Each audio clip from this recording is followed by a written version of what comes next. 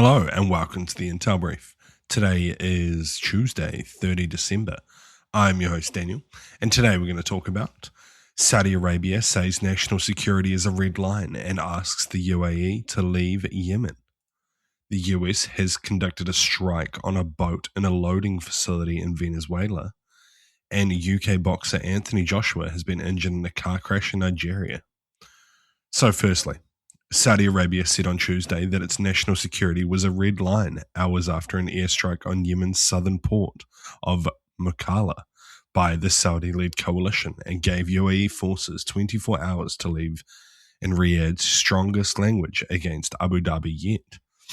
As tensions between the two Gulf states reaches boiling point, the coalition struck what it described as a foreign military support to UAE-backed southern separatists, while the head of Yemen's Saudi-backed presidential council set a deadline.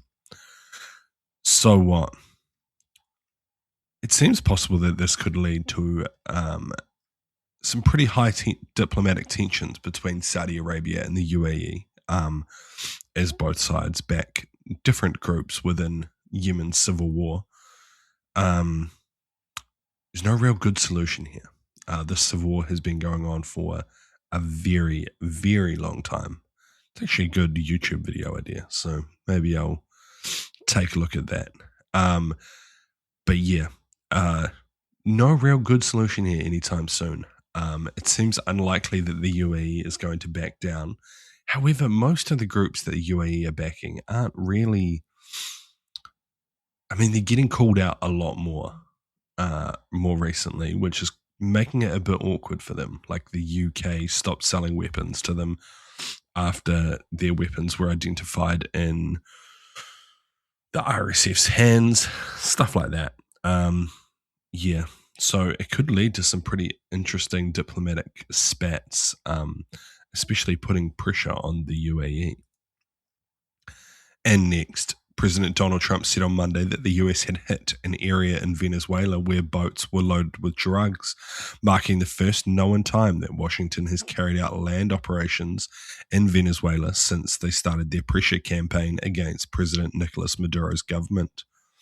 Trump said in a statement that there was a major explosion in the dock area where they load the boats up with the drugs. We hit all the boats, and now we hit the area, its implementation area. That's where they implement, and that is no longer around. So what?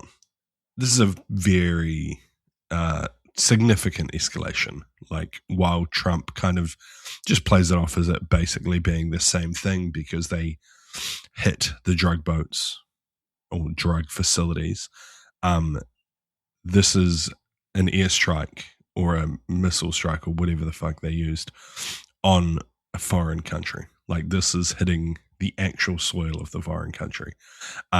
Very significant escalation, and one that has been predicted for a while and will not go unnoticed in the international arena.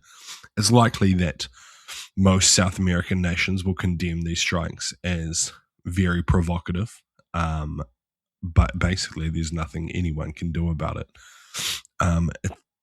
It's likely to happen again. It's likely to continue to happen more and more as the US pushes Maduro to leave office. What else is going to happen? I don't know. I still think it's unlikely that the US would conduct ground operations in Venezuela, but with Trump, everything's off the table, right? And this is where I think Maduro's risk comes, that no one really knows what Trump's going to say, what Trump's going to do. However, ground operations would likely require congressional approval, something he is highly unlikely to get. And lastly, British former boxing heavyweight champion Anthony Joshua was injured in a car accident in Nigeria that claimed the lives of two people. His promoter and police both said the people who died were his trainers and his very good friends. So very sad. The 36-year-old boxer suffered minor injuries as a result of the crash, local police said, adding that they are investigating the accident's causes.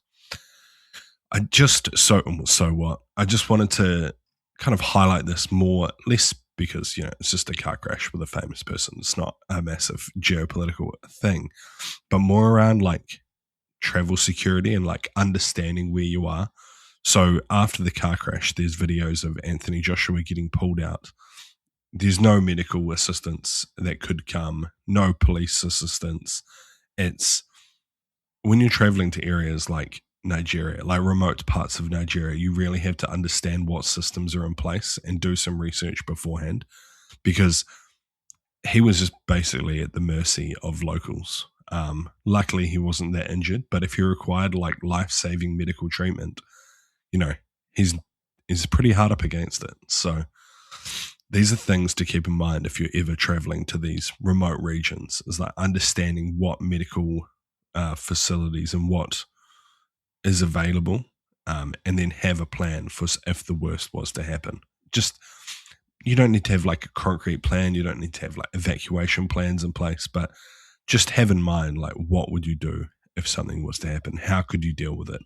And then like letting other people in your group know these plans.